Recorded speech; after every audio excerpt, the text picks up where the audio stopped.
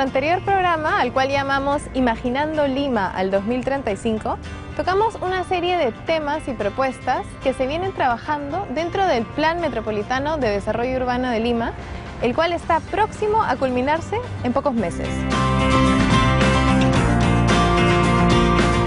Este plan le deberá dar un norte y una serie de pautas concretas y factibles a la ciudad de Lima y Callao para que se ordene y se convierta en un lugar donde todos vivamos mejor.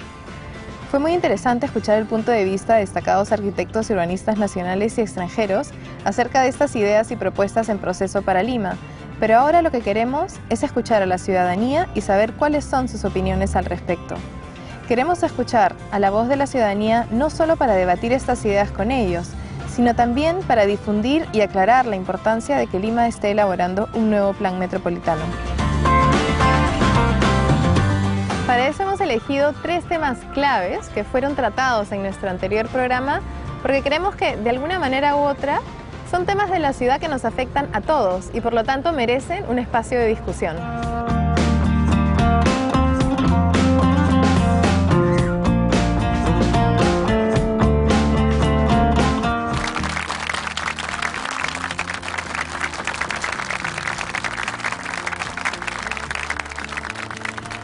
Nos encontramos en el distrito del Callao, más concretamente en la zona de Chucuito, con muchos vecinos del Callao que nos acompañan hoy y a los cuales agradecemos mucho por haber venido para poder compartir sus dudas, sus inquietudes y poder conversar de ideas de cómo mejorar esta gran provincia que es el Callao. Y para eso también quiero agradecer la presencia de la arquitecta Patricia Mesa, que es asambleísta nacional y con mucha experiencia en el tema de desarrollo urbano, que va a apoyarnos para esto.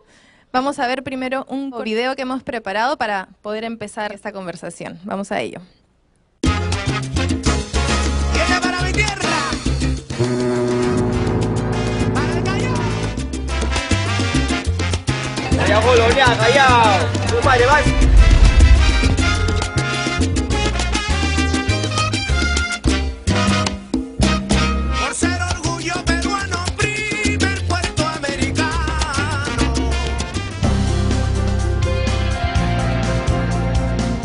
La región del Callao es un espacio urbano de la ciudad de Lima, privilegiado por sus amplias costas, por la riqueza de su historia y la presencia de importantes infraestructuras como el puerto del Callao, que mueve más de 2 millones de contenedores al año y se proyecta a recibir más de 1.000 millones de dólares en inversiones para su mejora. Y el Aeropuerto Internacional Jorge Chávez, considerado como el mejor de Sudamérica, con un flujo de más de 15 millones de pasajeros por año y con planes de ampliación para poder recibir a más de 30 millones. Todo apunta a que el Callao debería ser un gran centro turístico de la ciudad, como lo son los puertos de Hamburgo o Barcelona. Sin embargo, estas grandes infraestructuras, como el aeropuerto y el puerto, se cierran a la ciudad como grandes áreas amuralladas, convirtiéndose en barreras a la hora de recorrerla, donde los containers y residuos contaminan ambiental y paisajísticamente las costas y bordes de ríos. Por otro lado, existe una fuerte agresión por parte de los vehículos de carga que transitan hacia y desde los equipamientos industriales, que impide que se puedan lograr espacios públicos de calidad o que se pueda trabajar por una recuperación del centro histórico. Por último, los distritos como Ventanilla están totalmente desarticulados del resto de la región, y a pesar de que cuentan con una gran franja costera que podría ser un gran espacio público recreativo, no tienen acceso a balnearios bien habilitados. ¿Qué ocurriría si en esta gran costa que tiene el Callao, que la mencionamos, la veíamos en el video, todo a lo largo de la región del Callao pudiésemos tener mejores playas, recuperar estos espacios públicos, que las playas sean como el nuevo espacio público de congregación y de encuentro, teniendo un gran malecón y que también nos ayude, ¿no?, como mencionábamos, a conectar desde Ventanilla toda la región y conectar con la costanera, ¿no?, que todavía, digamos, no llega hasta aquí, hasta este sector. Mucho tiempo se ha vivido por varios factores de espaldas a lo que es algo tan hermoso como nuestro patrimonio natural. Y como tú lo señalabas, un hermoso centro histórico también, pero que ni siquiera está definido como centro histórico por la autoridad competente, el Ministerio de Cultura. Muchas cosas que hacer. Ventanilla tiene una hermosa costa que no llegamos a verla, ¿no? Costa Verde definitivamente debe prolongarse hasta la zona de Ventanilla. Hay que hacer planificación sobre ese aspecto. El turismo tiene que llegar acá. Esta es una ciudad puerto, es realmente una ciudad aeroportuaria. Tiene ingente patrimonio natural y cultural que es necesario poner en valor. ¿Cómo podemos tener playas limpias, accesibles y tranquilas? En otros países, el que contamina debe pagar. Definitivamente la contaminación de nuestras costas no necesariamente nace en el Callao, nace en la zona de Táchira, hacia acá, con la contaminación que viene por las corrientes marinas. Mantener las playas limpias no solamente es una labor municipal, es una labor integral del gobierno nacional, regional y local. Se está planificando, lógicamente. El tema de la costanera Costa Verde ha generado una dinámica de crecimiento donde no lo había. Por ejemplo, hay un proyecto importantísimo que hace muy poco estuvimos con el gerente general de desarrollo urbano en la inauguración de lo que se llama la faja transportadora del minerales. ¿Qué significa eso? Que se va a reducir la contaminación, como él lo señalaba, de más de 100 años de contaminación de nuestro suelo y de nuestra población, y eso va a generar además también la reducción del ingreso de camiones al Callao. Si bien hay un tema ambiental, que el agua puede venir contaminado, también hay proyectos que se pueden hacer desde la ciudad, desde la arquitectura, ¿no?, de las construcciones, para tener un mejor acceso a la playa. Actualmente debe haber proyectos que integren la playa al desarrollo urbanístico. ¿Y cómo la integras? No solamente es el tema de la planificación, sino también de la decisión y de una buena gestión, pero sobre todo, y creo yo, las ciudades son ciudades que se desarrollan para la vida. Podríamos pensar en que el frente de la zona sur, que ahorita la costanera hasta donde llega, si esa costanera continuara hasta la punta, que es un poco la idea que se tiene con la Costa Verde, ¿no? Si continuara, ahí pudiésemos tener zonas comerciales, no solamente viviendas, sino un malecón, restaurantes. Sería desde el punto de vista de una arquitecta que conoce esta zona, ¿sería algo viable? Claro, mira, es necesario cuando tú desarrollas y planificas la ciudad manejar un área de servicios complementarios a lo que se esté señalando. No solamente estamos hablando de viviendas, pero para llegar a eso también tienes que tener accesibilidad. Actualmente se está haciendo un proyecto importantísimo que lo está haciendo el Callao en coordinación con el Ministerio de Transportes sobre la avenida Santa Rosa. Van a conectar lo que va a ser la segunda pista, o sea, la ampliación del aeropuerto a Costa Verde. Es importantísimo ese nexo, porque eso no solamente dinamiza el sector, sino que genera esos servicios complementarios. Quisiera saber cómo se puede mejorar en el tema de seguridad lo que va de Costanera, que va a llegar hasta la punta. La seguridad ciudadana realmente ya no está limitada al tema solo de la delincuencia. La seguridad es todo. La seguridad es también tener buenos ingresos, accesos, pistas, veredas, servicios, mi posta, mi auxilio, también mi organización como ciudadano, ¿no? Todo eso significa seguridad ciudadana. Es necesario inculcar no solamente al gestor de desarrollo urbano o a la autoridad, sino a la población que haga suyo esos proyectos, que haga suyo porque es tu calidad de vida.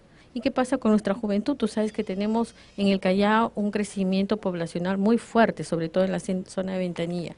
Esa juventud hay que acogerla en estos sitios, hay que pensar en ellos, ¿no? Y también nuestro adulto mayor. Actualmente estamos haciendo un proyecto catastro en el Callao. ¿Qué es un catastro? Porque quizás mucha gente no sabe lo que es un catastro, ¿no? Es un proceso de conocer al detalle cada sector de nuestra ciudad. Es como tomar una fotografía, pero al detalle de nuestra ciudad, saber quiénes están, cómo están, qué tienen, qué no tienen. Vemos desde el tema del poste, el buzón de desagüe, vemos cada cosa, vemos cada inmueble, pero además, ¿qué ayuda a eso? Ayuda a conocer qué tenemos. Como siempre lo decimos los arquitectos, ¿cómo amo lo que no conozco? Primero hay que conocerlo. Entonces, eso ayuda. Y ese proyecto nos está generando justamente que podamos contratar personal joven del distrito, para efectos de que no solamente ayude a levantar su sector, sino además conozca, aprenda, porque el catastro siempre se va a estar actualizando, no solo en el Callao, es necesario en todas partes del país. Se habla mucho de desde hace tiempo de un proyecto del Callao con la isla San Lorenzo, unirlo por intermedio de un puente para poder hacer hoteles, y tiene playas vírgenes en la isla San Lorenzo, y así poder tener un mejor fluido de gente, de turistas hacia acá, y sobre todo en el aspecto económico. Resulta extraño que estando a 2 horas de repente tan cerquita, que todos podríamos visitar, los que estamos en la ciudad, poder visitarlo, a veces no lo conozcamos, ¿no? Hay hasta más de 2 proyectos sobre la isla, ¿no? A veces hacerlos como una zona de viviendas residenciales que recreacionales. Vi un proyecto que generaba además un puente, que había una isla así artificial para hacer una especie de hotel en el centro y después llegar a las zonas residenciales con servicios complementarios, porque también ahí tenemos patrimonio arqueológico. Claro. Entonces no hay que olvidar eso. ¿Qué manera cree que sería más viable para hacer este desarrollo? Hay que trabajar aspectos diversos.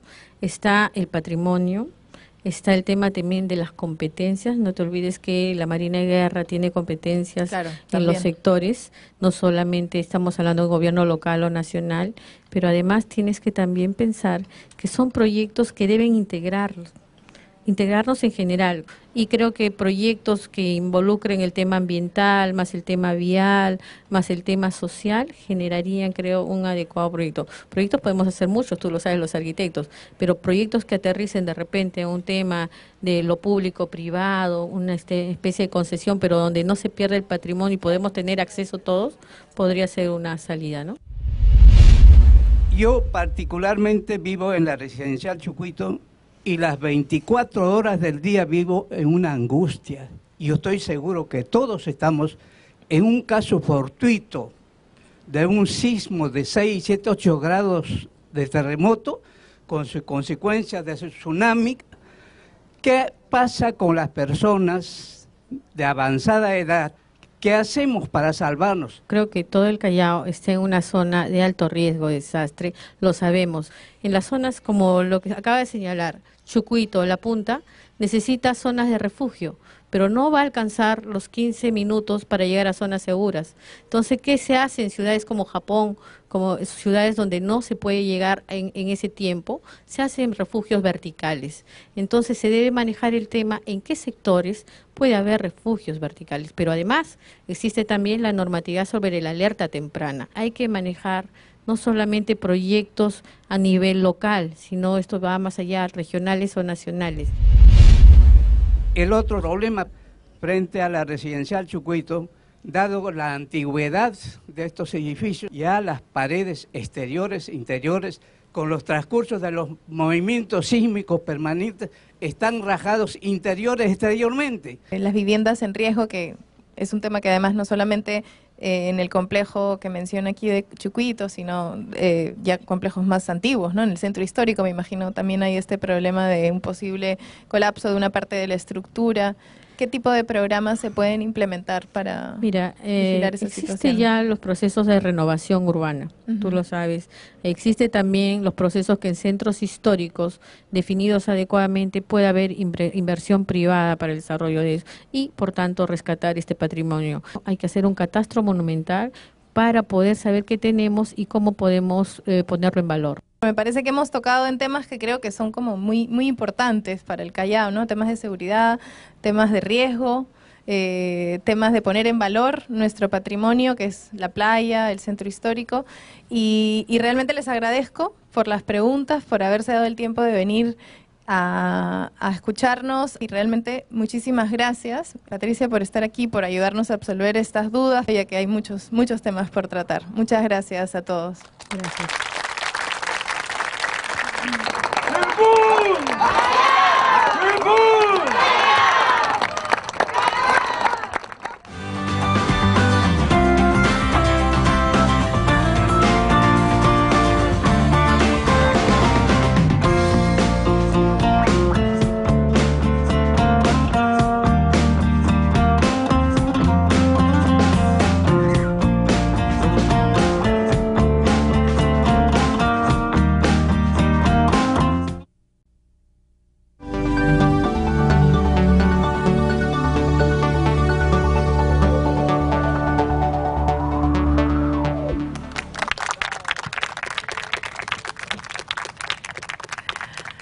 Nos encontramos ahora en el Parque de la Exposición, otro espacio público de nuestra ciudad, para conversar de un tema que nos atañe a todos, porque todos tenemos que movernos por Lima, que es la movilidad, la manera como nos movemos por la ciudad.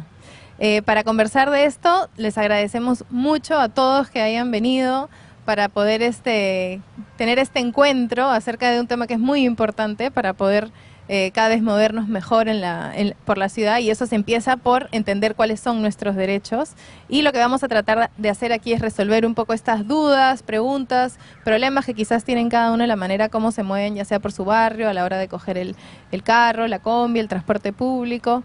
Y para esto hemos invitado a Mariana Leire. Ella es coordinadora de Lima Cómo Vamos y es especialista en ciudad y en movilidad, el tema que nos atañe. Así que vamos a empezar esta conversación viendo un video que hemos preparado como introducción al tema que vamos a conversar. Veámoslo. José la Marina, no vuelvo ventanilla, José la Marina, José, no vuelvo la Marina, ventanilla, José.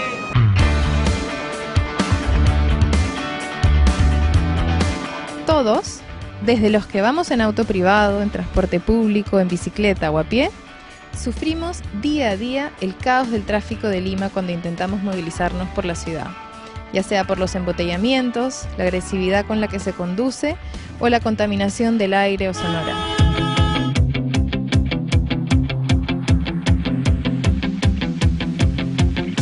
Si usamos el transporte público, nos movemos en bici o caminando, sufrimos aún más, pues no contamos con una red de transporte público metropolitano o de tren que cubra toda la ciudad, lo que nos significa tener que hacer largos trayectos hasta nuestro destino final. Tampoco contamos con una red eficiente de ciclovías, y cuando caminamos existen grandes deficiencias en el diseño de las calles, veredas y espacios públicos para movernos de manera que sea fácil y agradable, mientras que nadie respeta nuestros derechos a la hora de cruzar las vías. Los expertos en movilidad plantean dejar de darle tanta prioridad al vehículo privado y desincentivar que se sigan construyendo bypasses o vías rápidas, y centrar nuestra atención en el hecho que aproximadamente 80% de la población se moviliza usando transporte público y caminando. Y por lo tanto, que hay que pensar en una red de ciclovías y de transporte público integrado, como es el metro o el metropolitano, que cubra toda la ciudad y que las calles y veredas estén mejor diseñadas para el peatón. ¿Qué entendemos por tener un sistema de movilidad para la ciudad de Lima que funcione? Bueno, gracias Claudia, y es bueno tener espacios donde poder conversar con la gente, ¿no? En realidad con todos los que somos ciudadanos. La movilidad pasa por cambiar un poco la idea original de que el transporte está pensado en los autos, y que las ciudades se hacen para los autos y las normas también son para los autos, y cambiar un poco y migrar y mirar a los otros actores que también participan del movimiento de la ciudad, y esos son las personas principalmente. Es que el enfoque de la ciudad sostenible implica una movilidad articulada que junte diferentes modos de viaje, es decir, que diferentes medios de transporte puedan integrarse, por ejemplo, poder ir en bicicleta, luego subir al metropolitano, luego caminar. Estoy haciendo ahí un viaje en 3 modos de viaje, pero además que todo este viaje y el llegar a mi destino sea hecho en unas condiciones de justicia, con mis derechos debidamente garantizados y reconocidos, para que no sea solamente un asunto de construir más pistas, sino también de dar mejores espacios y mejores condiciones a nuestras vidas, ¿no? Cambiar, volcar esa mirada a cómo nos movemos por la ciudad desde las personas, ¿no? Y desde ese dato que teníamos en el video, que el 80% más o menos de las personas en la ciudad de Lima no tienen auto, no se mueven en auto, se mueven en transporte público o caminando. Entonces, que es desde ese lado que se tiene que pensar la ciudad para hacerla más caminable, más eficiente, ¿no? Y que tengamos, como dices tú, esta red. Buenas. ¿Por qué es tan difícil coger el metropolitano en hora punta y qué se debería hacer para mejorar ese problema en el sistema? La pregunta que nos hace tiene que ver con la frecuencia. O sea, los buses deberían, o nosotros como usuarios esperamos que pasen más seguido, para de esa forma tener más buses y no ir tan apretados, ir cómodamente, sin tener pues esos problemas de sofocarnos ni de estar esperando mucho tiempo. Eso de ahí se debería resolver en tanto se ingresen más buses y se presten más servicios en el sistema que a su vez va a generar que hayan más usuarios que puedan atreverse a tomar el servicio, por ejemplo, en hora punta. Pero eso de ahí en realidad tiene que ver también con la necesidad de que la red de metropolitanos sea más amplia y llegue a más lugares. Tenemos finalmente una troncal que atiende a mucha gente, pero que no llega ni al 5% de viajes de la ciudad al día. Y el resto se mueve en sistema de buses tradicional, dos de esas personas, 1%, 2% se mueven en el tren, menos aún. Unas 20 personas caminan, ¿no? Y claro, los que usan auto o taxi son, de esos 100, 13. Entonces, nuevamente, ¿no? Lo que conversábamos al inicio, la prioridad está un poco invertida. Hay que invertir más en metropolitanos y en sistemas articulados de transporte masivo, porque la parte clave aquí es lo masivo. Es más barato, es más eficiente para la ciudad en términos de energía, de contaminación y tal, que nos movamos en grupo, por ejemplo, en un bus de 50, 60 personas, a que cada uno pues tenga un auto propio, ¿no? Pero en realidad, a comparación de otras ciudades de Latinoamérica, somos casi los que menos autos tenemos. Pero hay otro tema que lo veo yo quizás más desde el punto de vista de arquitecta, que es el diseño de las estaciones. La manera como nosotros llegamos a la estación es bien importante. Nosotros a veces vemos, ahora las están mejorando, los accesos a las estaciones del Metropolitano, pero hasta ahora uno podía ver las colas a las 9 de la mañana en Canaval y Moreira, que es el centro como financiero de San Isidro, donde mucha gente llega a trabajar, y las colas para poder salir de la estación, uno se demora 20 minutos para poder salir de la estación cuando ya ha llegado al destino. Y eso desmotiva enormemente coger el Metropolitano. Pero no solamente eso, el tema del diseño es clave, no solamente para nosotros, sino para todas aquellas personas que tienen movilidad reducida, es decir, personas en silla de ruedas. ¿Cómo llega una persona en silla de ruedas al Metropolitano? Claro, dentro del Metropolitano se puede mover, pero yo siempre bromeo y digo, han tenido que teletransportarse, porque no puede llegar en la silla de ruedas desde su casa hasta la estación porque ya no hay rampas, porque hay huecos, porque hay obstáculos, porque hay construcciones. Entonces no sirve de nada tener un sistema inclusivo cuando la ciudad no es inclusiva. Podemos pedir que los buses que van a ingresar nuevos tengan, ojalá, esos racks para colocar las bicicletas, de forma que tu propia bicicleta va también contigo a tu destino, y luego te puedes ir en la bicicleta a la oficina o al centro de estudios. O ojalá haya un sistema de bicicletas públicas, en la que uno, pues claramente pagando una cantidad igualmente accesible, pues pueda tomar la bicicleta cerca a su casa, la deja al lado de la estación, cualquiera que sea la que va a usar, se va en el bus o en el Metropolitano o en el metro, se baja en su siguiente estación y vuelve a tomar otra bicicleta y llega a su destino y la dejan. O sea, entonces, así funciona bien. ¿Por qué hay tantos accidentes vehiculares? O sea, ¿cómo podría mejorar esa situación? Bueno, creo que primero hay que darnos cuenta que no solamente es un asunto de educación vial. Antes que eso, tenemos que hablar nuevamente del diseño de la ciudad.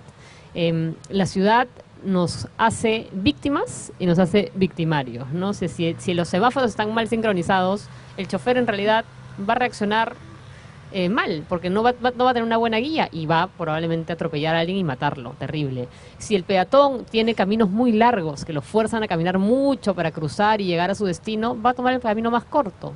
Y el camino más corto lo va a poner en riesgo y de repente nuevamente lo atropellan y lo matan. Entonces es una mezcla de las dos cosas. Sí, también campañas y educación vial, pero sobre todo organicemos y ordenemos lo que ya existe en las calles y que no requiere tanta inversión, Claudia. O sea, eso ahí es tanto como incorporar en el presupuesto del mantenimiento de las pistas, pues pautas y cumplimiento de las normas que ya existen para que, por ejemplo, los letreros con las velocidades máximas sean exactamente los mismos. Entonces es un tema de orden realmente, ¿no? Eficiente. Yo creo que un ejemplo muy claro de eso tiene que ver con la multa a los peatones. Hace unos años, en el 2010, salió una campaña fuertísima. Vamos a multar a los peatones imprudentes que se meten por donde no deben. Y claro, la campaña duró 2 días. Porque los peatones decían, bueno, ¿cómo me vas a multar si no me das cruceros, si no me das espacios señalizados, si no tengo semáforos peatonales?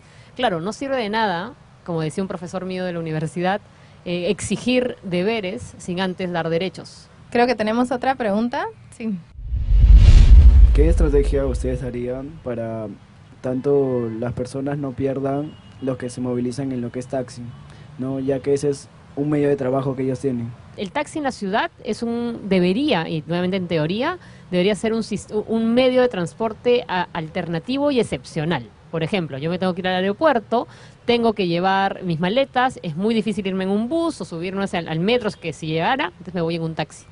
Un taxi que no me va a costar 7 soles, ni que me va a costar 5, ni me va a costar 10, que me va a costar probablemente 50, ¿no? Entonces, Los taxis en principio deberían ser menos en cantidad, pero cobrar más caro y ganar mejor, con lo cual las personas que son taxistas tendrían derecho, por ejemplo, a tener su pensión, su seguro de salud, a sus posibilidades de ahorrar dinero. Un horario decente, de trabajo, no estarían cansados, en fin. Pero para que eso ocurra, tiene que haber también un mejor sistema de transporte público, porque si no, pues, si el taxi me va a costar 5 soles, pues mejor me tomo el taxi y no me voy en el bus, porque el bus se va a demorar y tal. Ahora, hay gente que si eso se hiciera realidad para la situación actual, habría gente que saldría, digamos, de ese mercado. Pero en realidad hay alternativas de una demanda muy grande a nivel de choferes, a nivel de las empresas, y el crecimiento de la ciudad lo demuestra. Hay personas que de repente van a encontrar que ya no necesitan hacer el taxi y podrán tener una alternativa adicional de trabajo. Y claramente, si se implementa una reforma en ese sentido, la autoridad también tiene que ofrecer planes B. Por ejemplo, un mecanismo tiene que ver con el chatarreo, ¿no? Un taxista que tiene o que tendría un taxi además ya antiguo y viejo, pues lo puede entrar a chatarrear, le dan un dinero y con ese dinero esta persona pues puede poner una bodega, puede poner un negocio. Entonces, claro, un poco el asunto es empezar a movernos tratando de perjudicar a la menor cantidad posible de personas, porque el fin es la comunidad, somos todos, y la mejora del transporte, ¿no? Ahora, no se puede empezar retirando los taxis sin tener transporte público. Exacto. Es una cosa paralela. Eso sería absurdo, ¿no? Eso es un manejo que ya tendrán que tener las autoridades. A ver si sacamos esa bicicleta que está ahí metida en el garaje, medio oxidada, y usémosla, ¿no? Porque a veces no hay que ir a comprar pan en el auto, como alguna gente lo hace, ¿no? Si la panadería queda cerca. Entonces eso de ahí va a cambiar nuestro patrón de movernos en la ciudad y va a hacer que también nosotros nos sintamos mejor. ¿Cómo podemos evitar el peligro cuando nos movilizamos? Por ejemplo, en el carro, en el micro, o simplemente caminando. ¿Qué tipo de peligros? O sea, que nos roben, que nos asalten. Una ciudad que tenga sistemas más organizados va a repeler, digamos, naturalmente a la mayoría de los casos de violencia y de inseguridad ciudadana, porque un sistema organizado tiene vigilancia, podría tener cámaras, en el caso del Metropolitano, por ejemplo, están los orientadores, entonces como que hay más ojos. Una ciudad que tenga buen transporte público y que también tenga buenos espacios públicos es una ciudad que suele tener también menos violencia. O tanto en cantidad, ¿no?, de hechos que ocurran, sino también en el nivel de la violencia. Cuando uno está en el centro de Lima, prefiere caminar por Girón de la Unión que caminar por una callecita del costado, porque las callecitas del costado tienen autos, hay bulla, van los carros más rápido, la vereda es delgadita, ¿no? ¿Dónde es más posible que te roben? ¿En un lugar con poca gente o en un lugar con mucha gente? En un lugar con poca gente. Entonces, espacios públicos vivos, transporte público organizado, todo eso llama a la gente y la gente se protege a sí misma. ¿Por qué es tan peligroso moverse por bici por la ciudad y qué hay que mejorar? ¿Tú te mueves en bici? ¿No mucho? ¿Te gustaría moverte más en bici? ¿Sí? Podrías ir al colegio en bicicleta de repente, ¿no? En el colegio unos lugares para moverse por bicicleta, no caminar con la mochila que pesa bastante. Claro, pero por ejemplo, si tuvieras en la escuela un parqueo, que sabes que no va a pasar nada, puedes tener tu canasta, llevar tu mochila ahí con tus libros y sería todo más bonito. En realidad, cuando nos ponemos a pensar en Lima como una ciudad para bicicleta, hay mucha gente que dice, no, eso es imposible, son tonterías, son juegos de niños, da igual. Tenemos la suerte de estar en este caso en la capital del país, que es una ciudad básicamente, en general, digamos, plana. Eso es en términos geográficos, creo que no podemos controlar, pero sí podemos controlar que hayan más ciclovías, que haya más seguridad y que además hayan posibilidad de que hagamos intercambio, ¿no? De llevar la bicicleta al Metropolitano o poder dejarla en un parqueo seguro en el colegio. Entonces, lo que necesitamos, sí, son ciclovías que nos permitan movernos sin afectar al peatón y que nosotros como ciclistas nos podamos mover seguros sin tener que vernos acercarnos demasiado a los autos que van a mucha velocidad. La mejor ciudad es la que tiene mejor espacio público, y el espacio público por excelencia no es el parque, es la vereda, ¿no? Veredas más anchas, no se conformen con veredas delgaditas, chiquitas, por las que no puede caminar nadie bien. Claro, porque más tiempo pasamos en las veredas que en los parques realmente, ¿no? Y no solamente nos sirven para estar, sino para movernos. Así que creo que es una enseñanza importante para todos, que todas estas conversaciones las hacemos un poco en el marco de un nuevo plan urbano para Lima que se está trabajando en estos momentos y que se debe concluir a mediados de julio, entiendo, y que se va a poner en marcha pronto. Muchas gracias a todos por estar aquí realmente. Esperemos tener más espacios como este. Muchas gracias, Mariana, por acompañarnos.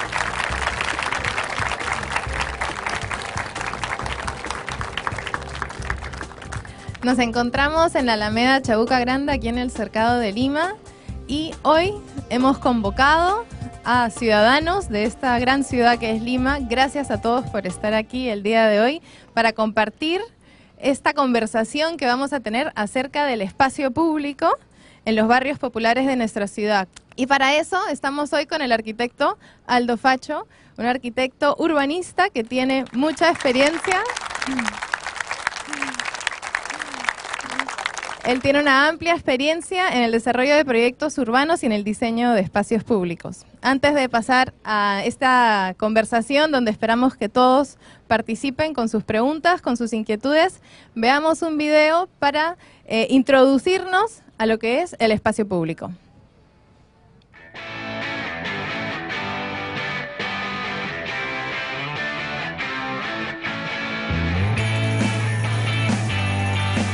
Si damos una mirada exhaustiva a la ciudad de Lima, nos encontraremos con que existe un contraste abismal entre la calidad de espacio público que existe en algunos distritos más consolidados en comparación con otros. Los barrios populares, o ese 70% de la ciudad que se encuentra sobre los arenales y laderas y que ha surgido con poca o ninguna planificación urbana y sin la intervención de arquitectos, han trabajado mucho por levantar viviendas dignas y habitables. Sin embargo, esos barrios tienen carencias críticas en cuanto a la ausencia y mala calidad de sus espacios públicos.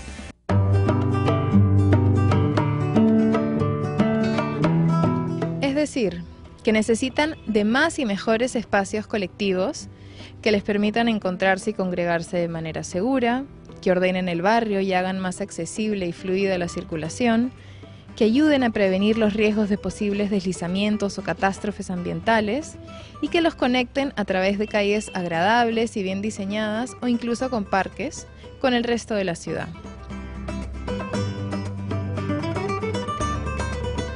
En algunas ciudades latinoamericanas se está consiguiendo reducir considerablemente la violencia ciudadana a través de la implementación de espacios públicos con buena iluminación, visibilidad, fácil acceso y que incorporen un buen diseño de infraestructuras y una buena gestión institucional para la realización de actividades recreativas y culturales. En el caso de Medellín, por ejemplo, los homicidios se redujeron en un 80% a través de la transformación de los espacios públicos. Es por eso que si queremos pensar en calidad de vida ciudadana, el trabajo para transformar positivamente estos espacios es clave.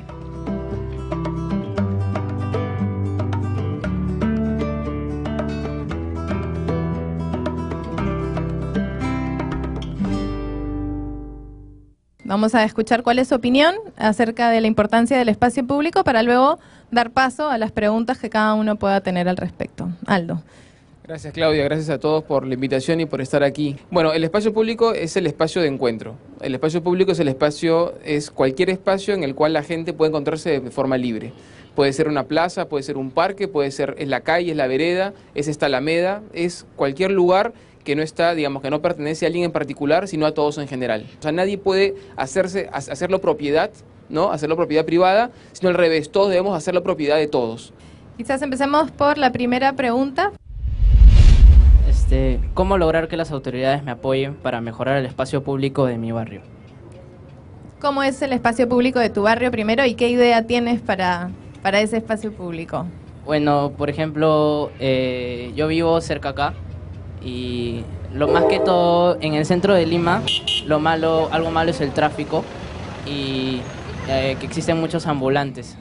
Y bueno, esas dos cosas combinadas se vuelven demasiado estresantes. La congestión es algo que afecta directamente la calidad de nuestros espacios públicos y siempre es importante pensar en que los espacios públicos tienen que estar alejados del auto.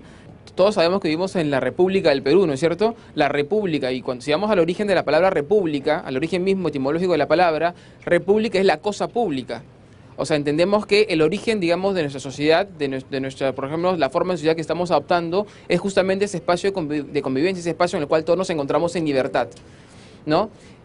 Y para que nos podamos encontrar bien en libertad, necesitamos también respetarnos, marcar límites de convivencia, ¿no es cierto? O sea, si en el espacio público no respetamos ciertas normas de convivencia, obviamente estamos infringiendo y rompiendo la barrera del derecho del otro. O sea, si yo en el espacio público tiro la basura a la calle, si yo pongo mi puesto ambulante sin pedir permiso, si yo con mi auto, con mi carro me meto en la vereda, estoy infringiendo los derechos de los demás. O sea, he pasado la barrera en el cual mi derecho ya afecta al otro. Y eso es un punto muy importante porque la base de lo público justamente es el entender cuáles son nuestros deberes y nuestros derechos ciudadanos, ¿no? Y es un tema casi cívico, el tema participativo, el tema de todos reunirnos y fortalecernos como grupo para como grupo poder elevar a la autoridad que compete nuestros reclamos y nuestros anhelos como grupo, digamos, social, ¿no? Para poder mejorar nuestra calidad de vida en esos espacios de encuentro. Creo que Aldo nos da algunas pautas. La organización, en el caso de ustedes, quizás chicos, estudiantes que han analizado un problema específico, a veces las municipalidades necesitan la información porque no pueden estar en todos lados y esa información se las pueden facilitar ustedes. Mi pregunta es, ¿cómo hacer espacios públicos en laderas de cerro cuando no hay muchos espacios? Que, por ejemplo, yo vivo en Huaycán, ¿no? Vemos que todos los cerros están invadidos, entonces, ¿cómo podemos recuperar esos espacios públicos? Es un tema realmente muy importante porque es un problema que no solamente tiene en su sector, sino hay muchas zonas de Lima que han ido creciendo sobre la ladera de los cerros. ¿Cómo recuperarlo y cómo crear nuevos espacios públicos? El crecimiento de Lima en las laderas se debe pues a una demanda de habitabilidad, ¿no? Si no pensamos como conjunto, ya no como individuos, no como grupo, ponerle un límite a ocupar los cerros, o sea, hasta qué punto caminar por horas, por arena, por escaleras infinitas, no está yendo en contra de la calidad de vida de esta familia, porque en el fondo todos merecemos la misma calidad de espacio público, como lo decía el video, ¿no? Pero a su vez también necesitamos el compromiso de la gente que vive en ladera, decir, bueno, en un punto vamos a tener que también sacrificar, digamos, quizás esa casita propia y bajar un poco más para también buscar ese límite. Y hablando con Claudia justamente sobre los límites, veíamos que quizás esos parques que están faltando en las laderas deben ser los nuevos límites de la ciudad. O sea, que todos en conjunto acordemos dónde es ese final, dónde ya nadie más construye, dónde ya nadie más habita, ¿no? Armar ese límite en un proceso participativo con la comunidad y con los municipios y hacer todo un proyecto muy interesante de trabajo en laderas, que sean esos grandes parques de estas comunidades que estarían en las laderas de los cerros, en un área que se respetaría y que se consolidaría como el área de todos, pero que nadie más podrá ocupar como un área de vivienda. Pero que hay que pensar un poco más grande, ¿no? Eso es un poco lo que nos está proponiendo el arquitecto. Quizás los cerros, donde nosotros vivimos, sí podrían ser estas grandes zonas, estas reservas naturales donde podrían estar esos parques. Y en ese caso, los pobladores que viven en las zonas de las laderas son los que de alguna manera también podrían fiscalizar, es un poco lo que estamos rescatando de la conversación anterior, fiscalizar a aquellos que suben más arriba, ¿no? Y esa gente que está más arriba significa más problemas, porque es más difícil todavía hacerles llegar el agua, la electricidad, ellos tienen que subir incluso más arriba y de alguna manera eso también perjudica a los que están abajo. No se trata de dividir, sino se trata de organizarnos. Es un parque que puede estar a lo largo del cerro, ¿no? Si no puede ser un parque caminable, ahí salimos a correr, hacemos un circuito. Hay que pensar siempre en grande, pero como grupo, como conjunto, no como individuo. O sea, si yo, por ejemplo, quiero mejorar, si yo mejoro solamente mi pedazo de vereda, para llegar a mi casa llego mal y para irme salgo mal. Pero si con todos mis vecinos y amigos mejoramos toda la vereda, todos llegamos bien y todos salimos bien. Yo vivo en la zona de Huaycán, estamos trabajando con la Municipalidad de Lima, un programa de Huaycán Verde. Cuando se habla de espacios libres, con árboles, con mejores condiciones, estamos hablando cómo reducir la violencia que se vive en el país. Creo que aquí falta política de Estado sobre espacios públicos y que cada alcalde que viene simplemente debe cumplir esa política de Estado. Más que una pregunta, bueno, es una sugerencia que está bien que se escuche porque realmente sí falta la continuidad, ¿no? Un espacio público además que se puede ir construyendo con el tiempo, porque un gran parque no se hace de la noche a la mañana, ¿no? Entonces esos proyectos y esos planes deben respetarse y me parece que es una muy buena, un muy buen aporte. ¿Cómo se pueden conservar las áreas verdes en zonas donde casi no hay agua? Por ejemplo, en los cerros. Para empezar, ¿qué entendemos por áreas verdes? O sea, en el fondo, todo espacio público no es un área verde. Y un área verde no es un jardín de césped, ¿no? Pero el verde no está solamente en el piso, también está arriba, ¿no? Y es más, las áreas verdes más útiles para la gente y para la ciudad son las que tienen áreas verdes de árboles, no áreas verdes de césped. Porque el árbol tiene mucho más calidad e interacción ambiental que el césped. Fíjense ahora, hay aves, ¿no? Hay animalitos, da sombra. Entonces, tenemos que pensar en cuál es esa área verde pertinente para nuestro lugar, qué se desarrolla naturalmente en estas laderas, qué tipo de árboles son, que seguro son árboles de poca agua, ¿no? Y cómo construir espacios públicos en base a este tipo de flora nativa que nos ayude justamente a mantenerlos con los pocos recursos hídricos. Yo quería saber qué podría hacer yo, qué pasaría si, por ejemplo, un vecino toma un espacio público para una actividad privada y justo ese día yo quiero hacer uso de ese espacio público, pero no me permiten la entrada. ¿Qué podría hacer yo? Llamas a serenazgo y tienes todo el derecho de poder desalojar a esa persona. Estamos mal informados y también mal acostumbrados. O sea, creo que hemos vivido todos, por lo menos los más grandes, digamos, hablo de mí para arriba, épocas de terrorismo, ¿no? Épocas de mucha inseguridad, ¿no? De mucho miedo, en donde buscábamos cercar las calles para protegernos, ¿no? Pero eso fue una solución momentánea. Pero no debe ser así, o sea, las ciudades son abiertas, son de todos, o sea, cualquiera tiene que poder entrar a las calles, poder transitar libremente y poder llegar a su destino, ¿no? Debemos evitar y denunciar la ocupación ilegal de espacios públicos, ya sea temporal o peor, permanentemente. Hay gente que enreja las calles, ¿has visto? Gente que enreja los retiros, eso está muy mal, pero hay que denunciarlo, no hay que copiarlo, hay que denunciarlo. El tema de la problemática de la vivienda que está haciendo que prácticamente todas las laderas de los cerros de Lima sean pobladas en zonas altamente accidentadas y ante un riesgo sísmico. ¿Qué se podría hacer ante evitar ese poblamiento de los cerros? Una salida que han planteado algunos dirigentes es la posibilidad de sembrar árboles en los cerros, con árboles que justamente son adecuados para ese tipo de terreno, o sea, rocoso, salitroso, árboles como el molle costeño, el molle serrano, sí, se adaptan muy bien a ese tipo de terreno. Justo habíamos también comentado acerca de la idea de plantar árboles como un límite, ¿no?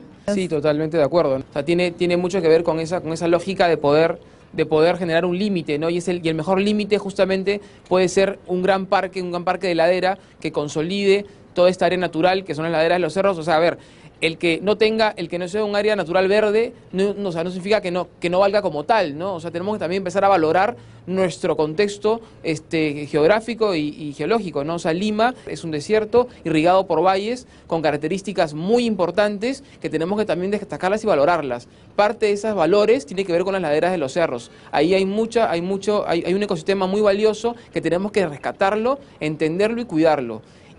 Y justamente el manejo de árboles en áreas de ladera ayuda muchísimo a mitigar justamente deslizamientos de tierra. O sea, vincularíamos ponerle un límite a la ocupación de laderas con generar grandes espacios públicos para que todos puedan desarrollarse y esparcirse y a su vez mitigar posibles daños o deslizamientos generados por sismos, ¿no? O sea, si se dan cuenta, cuando uno piensa en acciones mucho más grandes y más ambiciosas, empieza a resolver, ¿no?, la sumatoria de pequeños problemas o pequeñas acciones, ¿no? En lo personal, yo creo que el principal problema de Lima es que nosotros como limeños tenemos que aprender a valorar nuestra infraestructura, porque escuché por ahí que dijo que tenemos que pensar en grande, pero también al mismo tiempo que vamos a hacer algo, al mismo tiempo que se quiere construir algo, también tenemos que crear conciencia en las personas de cómo cuidar eso. Lo mejor que podemos hacer es aprender a cuidar lo que tenemos también e ir mejorándolo. Vamos al origen de la discusión, o sea, en el fondo, para poder hablar de espacio público hay que empezar a hablar de ciudadanía, ¿no? Y para hablar de ciudadanía tenemos que empezar a entender cuál es nuestro rol, deberes y derechos ciudadanos. Pero es que eso hay que entenderlo como una lógica de convivencia social. Eso lo hemos perdido y tenemos que recuperarlo como grupo humano. Entonces hay un trabajo a un nivel casi, digamos, de formación de gente y luego un trabajo a nivel gestión, pero participativa, comunal, como grupo, de generar proyectos para que el municipio pueda tomarlos y desarrollarlos como tales. Si queremos pensar en grande, ¿no? Y por ejemplo esta idea de estos parques en las laderas son proyectos grandes que todos nos merecemos, pero para poder empezar a pensar con esa proyección, sí es importante pensar en que esos espacios pequeños que ya tenemos ahora son importantes también, no hay que desmerecerlos. Ese pequeño parquecito, placita que hemos hecho con el esfuerzo de todos los vecinos es un espacio importante y también hay que conservarlo y también hay que respetarlo y hacer que el resto de los vecinos lo respeten. Y esa es la manera como una municipalidad va a ver, bueno, es viable hacer un parque grande, porque acá hay una comunidad, hay un sector vecinal que está preparado para esto, que ya ha demostrado su civismo, su ciudadanía, y vamos a poder convivir bien con este proyecto grande, ¿no? Muchísimas gracias a todos por haber venido, por habernos traído sus consultas, sus inquietudes. Esperamos que este espacio les haya servido y volver a casa un poco refrescados con estas ideas para cómo mejorar el barrio y los espacios públicos. Muchas gracias a todos.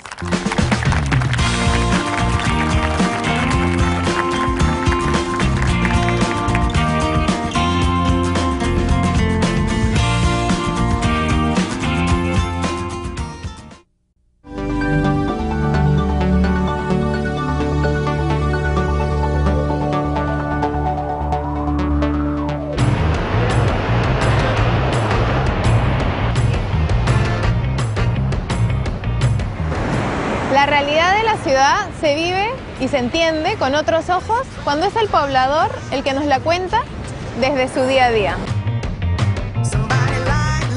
Felicitar a TV Perú por este programa que realmente permite un diálogo vecinal sobre espacios públicos. Muchísimas gracias, felicidades a TV Perú. Yo solo tomé el micro para poder felicitar a este programa Umbral, ¿no? Y de esa manera y a la vez habernos invitado, ¿no? Para poder fortalecernos de repente del conocimiento de tener qué son los espacios libres. No sabemos cuáles son nuestros derechos, no sabemos ni nuestros deberes, ni como ciudadanos. Muchas gracias. Muchas gracias. Estos espacios de debate y conversación, donde se discuten temas de fondo de la ciudad, son importantes porque orientan a la ciudadanía a entender y resolver los problemas pensando en una colectividad y en propuestas que pueden ser proyectos de ciudad y no solo soluciones superficiales de corto plazo.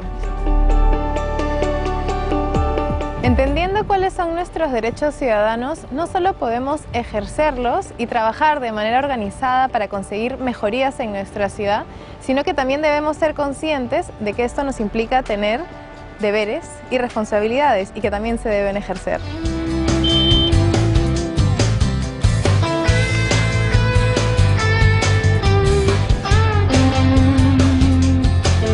Reconociendo estos derechos y estos deberes, logramos una mejor convivencia y un mejor futuro para la ciudad.